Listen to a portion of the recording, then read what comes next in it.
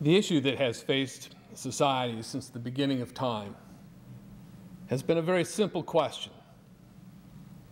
That issue is, who decides?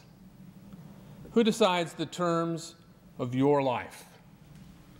Is it you, the individual, or is it the state? If we're to resolve that that question is answered, that the individual decides the terms of one's life, that society must come to understand that to respect the dignity of human life requires respecting the private property of another. These ideas are not new to humankind.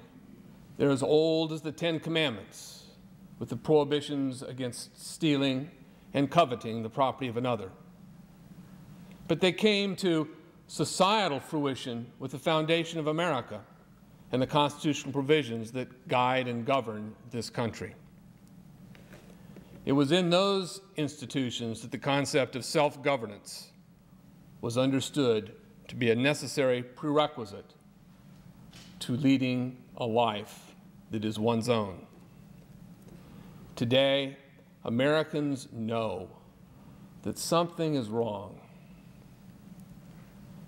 What we need to do is understand where those problems originate. But to do so, we need to start at the beginning with an understanding of liberty itself.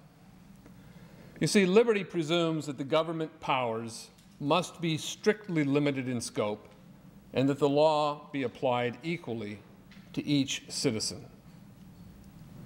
In other words, for liberty to survive, governmental favoritism must be eliminated.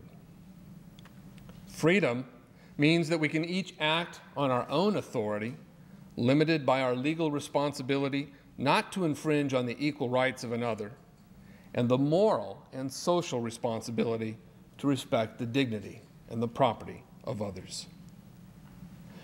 You see, in a free society, and only in a free society, are human beings able to develop their own conscience.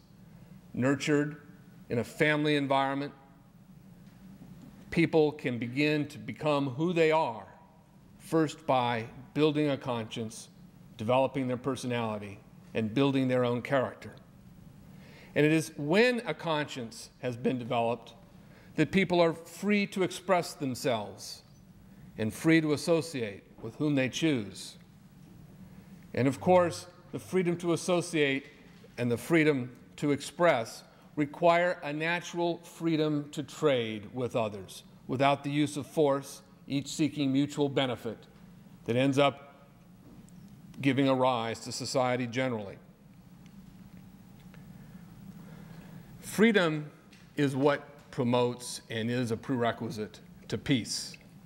But genuine peace can exist only in free societies where truly voluntary and not compliant actions govern civic responsibility. You see, peace requires self-ownership, not a slave society where there may not be warfare because force is imposed. But for peace to exist, self-ownership and the right to determine the terms of one's own life requires, again, that we respect the property of others, even if such is adverse to our own interests. In other words, if someone is going to build a home in front of your home and block the view that you had to the ocean, we need to understand that if we are focused solely on the idea that we want to protect our property value, even though it comes at the expense of someone else's property right, we will all end up with neither property values nor property rights. It is respecting what others want to do with their lives and their property that gives each of us the opportunity to lead a life of our own. George Washington said that private property and freedom are inseparable. Well, he's right. But most Americans have come to forget what private property is. Most people think that private property is a thing. It's a land or a farm, maybe a car or your own home. But private property is much more than that. You see, private property begins with your hand. This is my hand. I choose its action, and I possess my hand. But private property begins with our very person. Our persons are our own private property. But it's more than that. It's our thoughts. Our thoughts are our private property. We need to be free to determine the terms of our life in order to develop those thoughts fully. And our expressions become our private property. So it's our person, our thoughts, our expression. It's our action. Private action is private property. Sometimes that action results in the creation of a thing, or we trade for something as a result of our work energy. But when that thing is taken from us by the government, whether it's our land, our houses, our television sets, or our books, it begins to affect that chain. If our property can be taken from us, we begin to act differently. This is why the Soviet Union failed. People didn't act in a societally beneficial way because it didn't benefit the individual.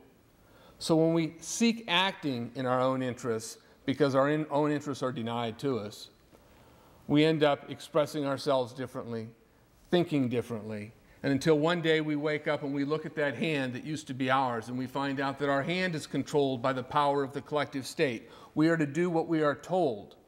The terms of our life is determined for us.